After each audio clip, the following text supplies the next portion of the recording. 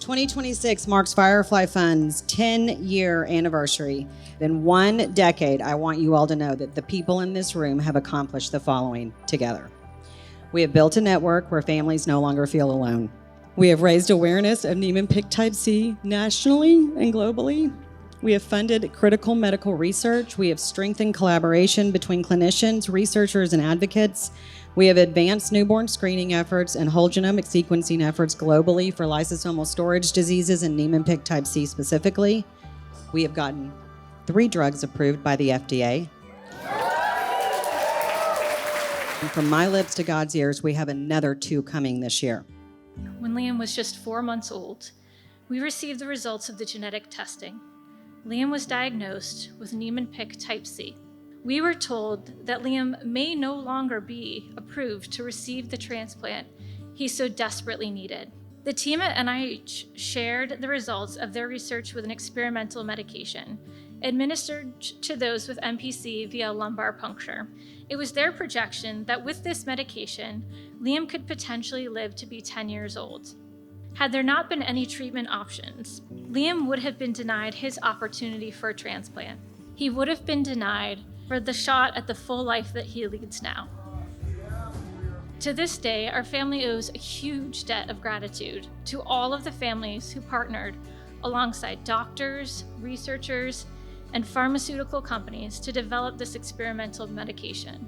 Parents who, in their search to prolong and improve the lives of their own children, had just prolonged the life of our child. This symbiotic collaboration is not just valuable, but vital.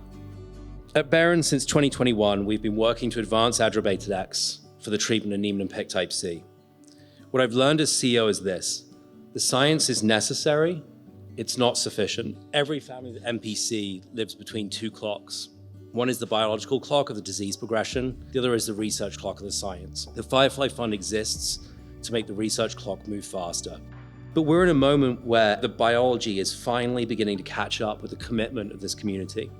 What I see tonight is something very different to what I saw in 2021 when we took the program over. Multiple sponsors, multiple physicians, multiple therapies available, multiple therapies on the horizon, a community that's learning to move forwards together.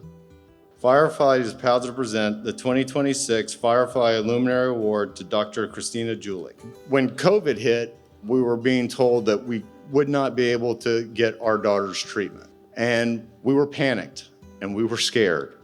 Dell worked hard, they figured it out, they got us together, but we needed to have a physician there in order to have the procedures. She was there to make sure that we got treatment. I remember looking into the little booth and being like, I'm so grateful that she's here. I am so grateful that she cares about our family. She's always filling the breach. Where there's a hole, she comes in and she helps us. And she's been doing that for years now.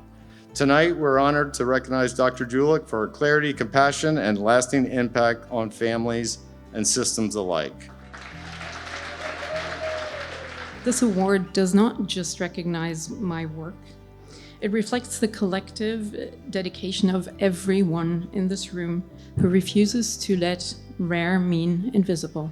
Patients and parents need to navigate a landscape where answers are scarce and treatments are often non-existent. This is why rare disease work is so important.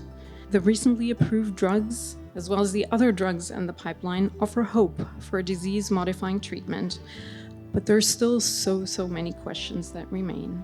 We need biomarkers that correlate with disease progression and treatment changes. With the advancement of genetic testing, we will likely be diagnosing many individuals much earlier. We need to figure out who should be treated when and which drug or drugs to use. Why do symptoms differ so much between individuals?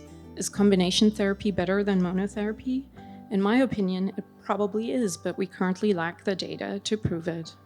The tools that we have today, mechanism-based treatments, gene therapies, ASOs, were unimaginable just a generation ago. But tools alone are not enough. We need sustained investment. We need collaboration that breaks down barriers between academia, industry, patient advocacy, and family foundations. We need regulatory pathways that recognize the unique challenges of rare disease research. And we need a healthcare system that sees rare disease patients not as marginalized cases, but as deserving of the same urgency and resources as any other condition.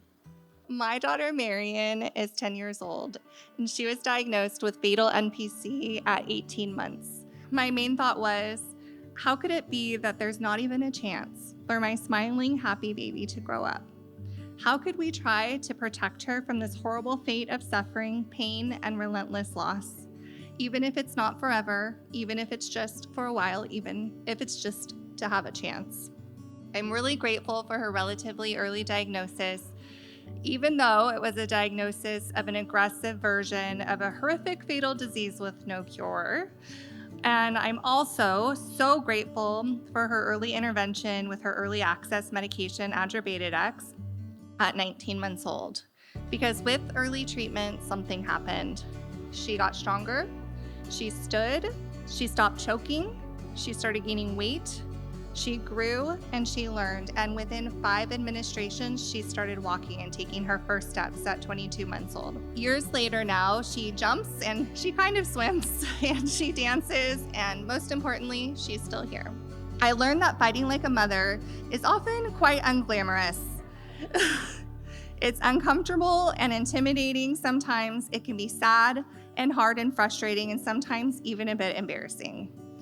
But it also looks like community, other parents and loved ones, and people who understand immediately what is at stake. Doctors who are willing to stand up and say, this helps my patient. It's people who refuse to accept people being written off because their disease is rare or difficult. Our children and loved ones are still here because of that refusal.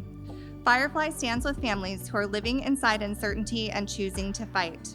Firefly is here to help guide families so they don't have to scrape together a course to survival and care anew when diagnosed. Advocacy doesn't come from wanting attention or recognition. It comes from love and necessity, from being guided by a sense of what is true, what is right, and what is possible. We are the mothers who know progress does not come from waiting patiently, who believe that one child or person is enough reason for us to all fight. I've told you about Marion. There are many more children and adults fighting NPC and diseases like it whose names you may never hear. They are worth the effort. They are worth the fight. Thank you.